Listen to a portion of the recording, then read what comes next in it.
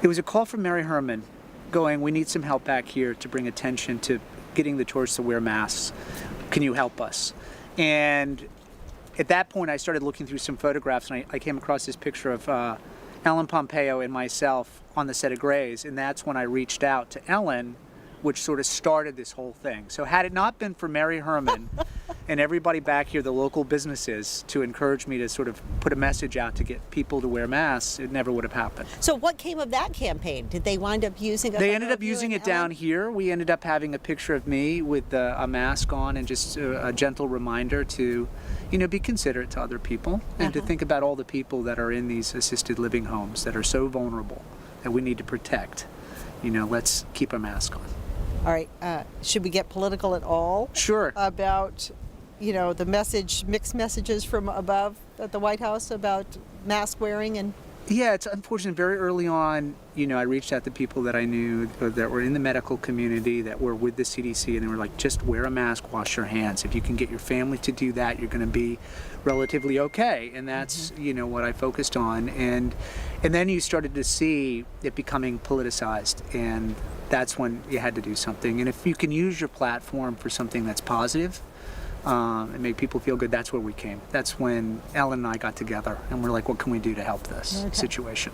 Well, Ellen said, I was going to call you anyway. So what was that about? It was really funny because we were all sort of right around the same time reaching out, because I'd been tracking the show and I knew they were giving some masks away, and we were working on that stuff, making sure people could get the equipment that they needed.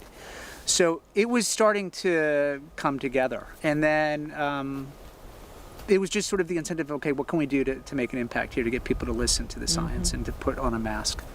And it happened at the right time, and clearly it had a strong impact this last week. Well, so then she says, how about you come back to Grey's? And you said, I'm dead. I was like, well, how are you going to do it? What's this season going to be? Because as we're walking, we're catching up. It'd been a number of years. We hadn't really, caught up with each other. And I'm like, how are you guys going to break the next season? What are you going to focus on? Are you going to deal with COVID?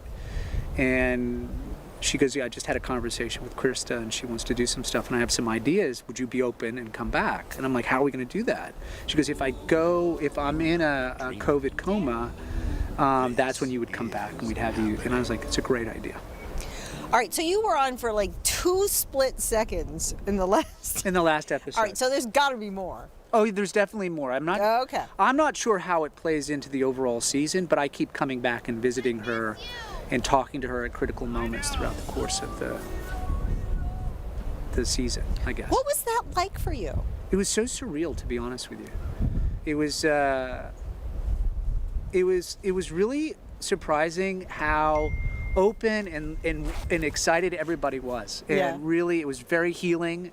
The dynamics had shifted a lot on the set. Debbie Allen has come in and really has been the showrunner, and she brings that sense of theater and the dance community and the artists. And Kevin McKidd was there shooting an episode as well. So when the actors cross over and become directors, the whole atmosphere changes. There's just an understanding that's unspoken and a great connection. And we just were really enjoying the moment and wondering if we could pull this thing off, if we were going to be able to keep it secret, and how grateful we were to be able to have this moment where we all could come back together. It was really nice, really very, very exciting. You said healing. Yes. I think that's an interesting word. Yeah, because I think you go on a ride like this with something that's so successful for so long, it changes your life profoundly. And it's exhausting. I think Ellen had talked about the hours and the environment. It just wasn't conducive for a healthy environment. And I think that's changed in a very positive way. So it's good. Dempsey called it cathartic, and he says he was really glad to have some closure on that chapter of his life, and also really thrilled that the upcoming episodes will provide some closure for fans of the show as well.